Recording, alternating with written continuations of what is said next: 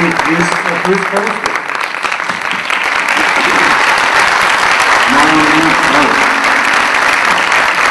Oh my God, thank you.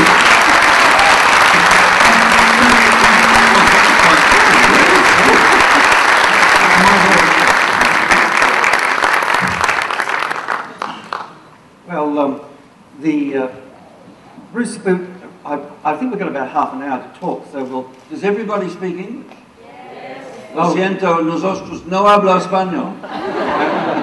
And we'll try not to speak Australian, so when you get two Australians together, they tend to talk very fast and not English, so we will try not to do that. As I said, the big argument is often budget.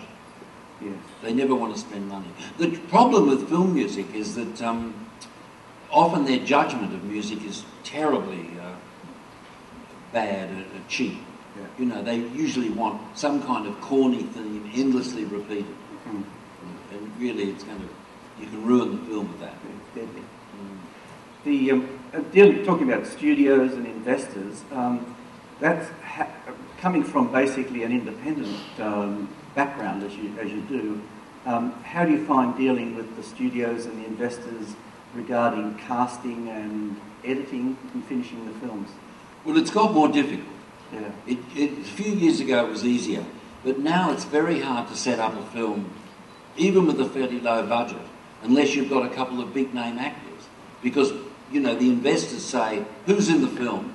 And then they say, you give them a list of names, you say, we'll use one of these actors, and they cross a lot of them out. And they say, well, if you get them, we won't put the money up. And you end up with like maybe 2 or 3 names that they accept. And they're not interested in whether they're suitable for the roles. They only want the names. And they're superstars, presumably. Usually they're huge stars that you couldn't get anyway. You can't afford to. No, and you often have an enormous battle. Yes. We were lucky with Mao's Last Dancer, the last film we did, where there was never any argument over the casting because we had to have ballet dancers. Mm. And so if they couldn't dance ballet, they were no good anyway. And so we got who we wanted. Which was amazing credit to you in a way, because working with ballet dancers, they've never been actors before, and we're all very worried, all the crew were very worried that the dancers wouldn't be able to act. And when we saw the film the other night for the first time, we were very relieved to see that they actually can act, and Bruce got a performance out of them, which made it really, a really good film, because when you're following the story and all of a sudden the actor is dancing on stage, it's quite spectacular and very moving. So it worked really well. We had to make it work. There was no way around it. We would have been sunk. You couldn't have taught people like Leonardo DiCaprio to dance. No. Ballet. No.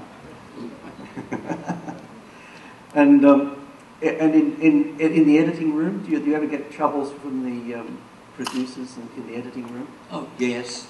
In the editing room it can be very difficult, because I find that a lot of producers don't interfere with the filming because they don't really understand technically what's going on. But when they look at the film, they suddenly all become experts. And then they'll look at it and they say, oh, put that scene there, move that scene there, take that line of dialogue out, remove that character, we don't like that one. And they're nearly always wrong. And that can be a disaster. And I've had some tremendous battles with people in the editing room. So you have to stand your ground. You've got to sort of get in there and fight. And the disappointing thing is that often you'll have a scene which is like that.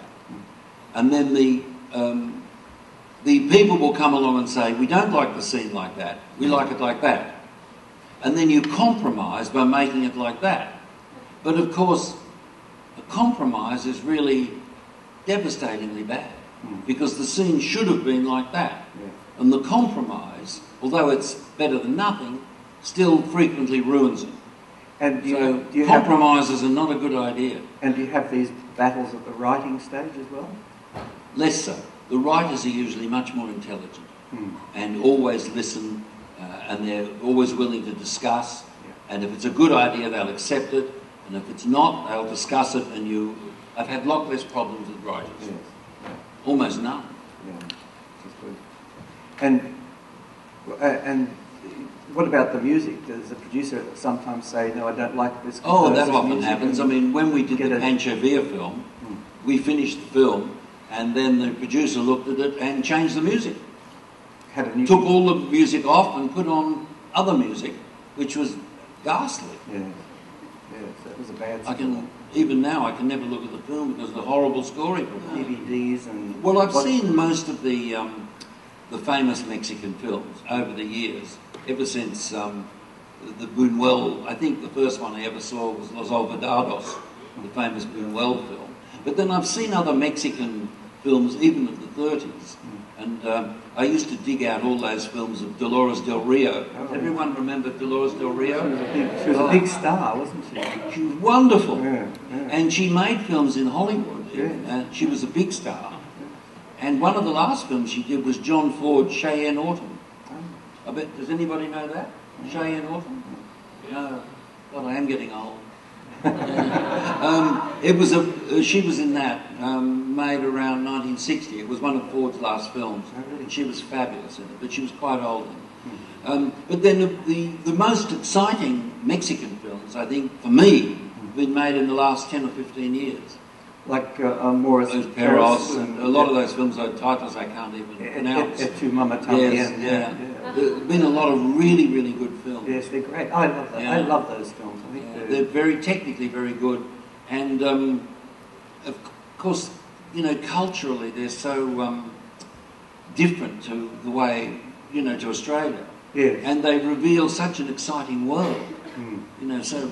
But that's the value of cinema. Yeah. You can see somebody else's world. Yes. You come off the street and you're not looking at something that's happening just down the road. You're looking at something across the world from another country, which is exciting and different to where you live. Oh, it's thrilling. That's why, you know, you don't... It's so boring just to watch Hollywood movies all the time. Yeah. Not that they're bad, yeah. but you don't want to see them exclusively. Well, they're all the same, yeah. They're very similar. Very similar. But, of course, there are very, very good films made in the United States, but there's a lot of junky commercial movies. And what about your experience of shooting in Mexico? Well, it was great fun shooting in Mexico. We were in San Miguel de Allende. Have I pronounced that properly? Yeah. Yeah, and that's a beautiful city. We had a wonderful time filming there. It was very exciting. We had a Mexican crew, apart from you and... There's only a few people came in. We only brought a couple of people from Australia, a Mexican crew. It was it was great fun doing it. I had to direct lots of scenes in Spanish with subtitles, to listen very closely. And then I had to do the film in Chinese. Yes. Oh. That was difficult too. That was more difficult. Thank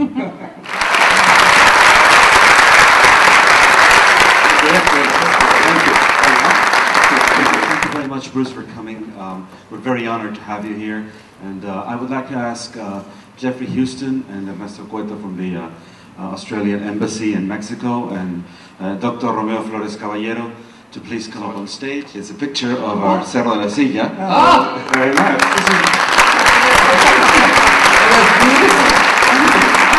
Wonderful.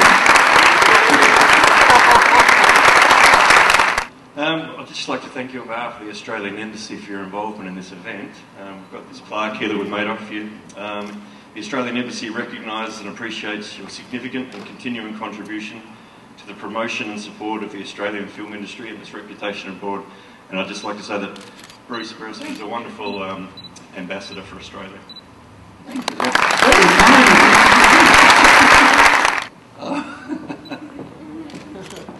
Oh, look. That's absolutely wonderful. Look, thank you so much. I'm very honoured to be here.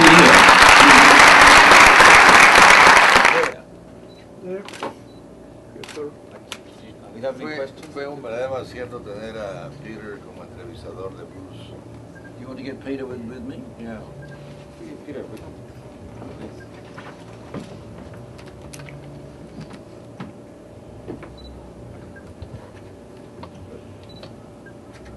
Si pensamos que es un extraordinario director, es un extraordinario ser humano, como ustedes lo pudieron apreciar.